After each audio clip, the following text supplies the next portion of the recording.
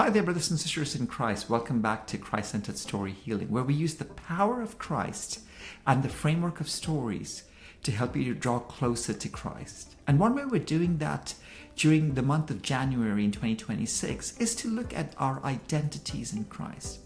And if we are clear about our identities in Christ, then our behavior, our thoughts, our words, our actions will reflect that identity. Many times the enemy tries to confuse that identity and to make us feel like we are less than enough, that we can't overcome our challenges, that we're not good enough to warrant the love of Christ. These are all wrong identities. And our hope and prayer for you is that you meditate on the identities that Christ won on the cross for you during his resurrection and by his infinite love for you. So we're focusing on identities in Christ, attaching it to a specific Bible verse so that you can meditate on that identity and live it out for the rest of the week. So during this identity series at Christ-Centered Story Healing, we already talked about being chosen by Jesus Christ. That was one of the identities we covered before. If you haven't checked that out, go back and look at that identity in Christ. Today we'll focus on another identity in Christ, which is that we are children of God. You are a child of God. You are a child of God, a son and a daughter of God.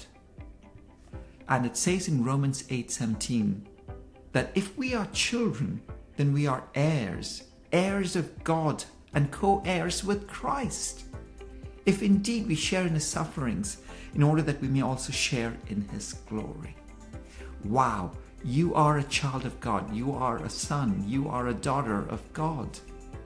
And as it says in Romans 8:17, if we believe truly that we are children of God, then we are heirs, heirs of God and co-heirs with Christ.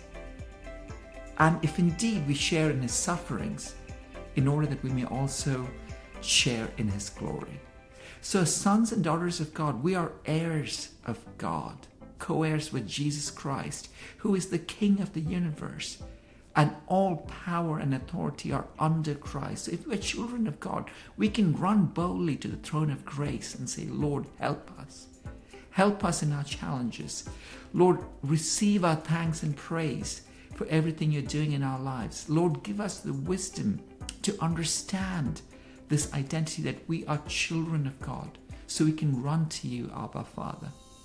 So we can run to you, Jesus Christ, and proclaim your goodness over our lives, proclaim your blessings over our lives, proclaim your strength in our time of need, in our time of weakness, so we can rise up again as a child of God.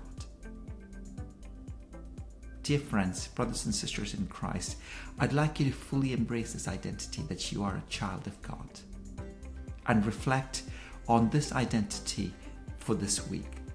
And also reflect on Romans 8:17, which reinforces this identity that you are a child of God. Like, follow, and subscribe for more identities in Christ. And we look forward to seeing you again for another social media post where we talk about another identity in Christ. God bless you.